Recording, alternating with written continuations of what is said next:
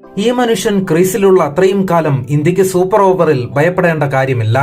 കാരണം ഏത് ഘട്ടത്തിലും അദ്ദേഹം ഇന്ത്യയെ വിജയത്തിലേക്ക് നയിക്കുമെന്ന് ആരാധകർക്ക് ഉറപ്പാണ്. ഇന്ന് അത് തെളിയിക്കുന്ന ഒരു രംഗമായിരുന്നു ഇന്ത്യ അഫ്ഗാനിസ്ഥാൻ 3-ാം T20യിൽ അരങ്ങേറിയത്. കളിയിൽ ആദ്യം ബാറ്റിംഗിനെത്തിയ ഇന്ത്യ 212 റൺസാണ് നേടിയത്. മറുപടി ബാറ്റിംഗിനെത്തിയ അഫ്ഗാനിസ്ഥാനും അത്ര തന്നെ റൺസ് നേടിയതോടെ കളി സമനിലയിലായി. ഇതോടെ സൂപ്പർ ഓവറിലേക്ക് കാര്യങ്ങളെത്തി. ആദ്യം സൂപ്പർ ഓവറിൽ ബാറ്റിംഗിനെത്തിയ അഫ്ഗാനിസ്ഥാൻ നേടിയത് 16 റൺസ് ആയിരുന്നു.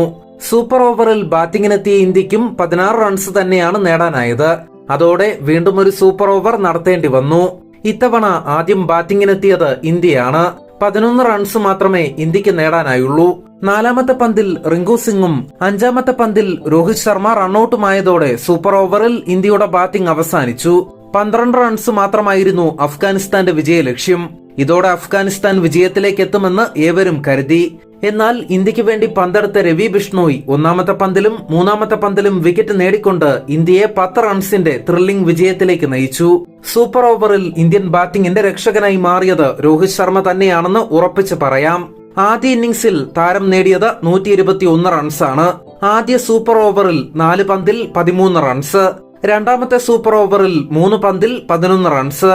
കളിയിലാകെ 3 ഇന്നിംഗ്സിൽ ബാറ്റ് വീശിയ രോഹിത് ശർമ്മ 11 സിക്സറുകളും നേടി. തികച്ചും അവിശ്വസനീയമായ ഒരു നേട്ടത്തിലേക്ക് തന്നെയാണ് ഇന്ത്യൻ നായകൻ എത്തിയത് എന്ന് പറയാം.